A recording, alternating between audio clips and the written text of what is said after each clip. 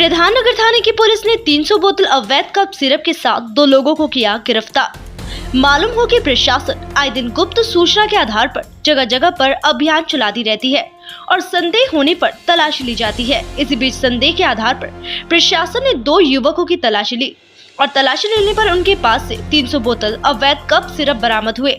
इसके बाद मौके से दोनों को गिरफ्तार कर लिया गया। उक्त दोनों आरोपियों को शनिवार को चंपासड़ी इलाके से गिरफ्तार किया गया। गिरफ्तार किए गए दोनों लोगों की पहचान चंपासड़ी इलाके के निवासी रंजीत महतो और बागडोगरा के किस्टपुर के निवासी कमल विश्वास के रूप में हुई।